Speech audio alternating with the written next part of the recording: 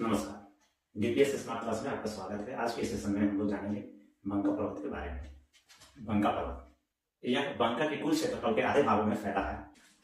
ये बंका पर्वत है पलामू प्रमंडल में दूसरा तथा गढ़वे जिले का सबसे ऊंचा पर्वत है। यह पर्वत एकदम सीधी खड़ी है। एक साधु महात्मा रहते थे, उनका आज भी कुटिया, बैलगाड़ी, घोड़दौड़ इत्यादि देखने को मिलता है। इस पर्वत पर एक तालाब पाया जाता है जो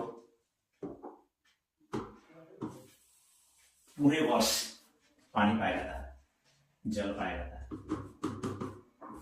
पूर्वजों के अनुसार माघ महीना में मकर संक्रांति के दिन पर मेला का आयोजन होता है।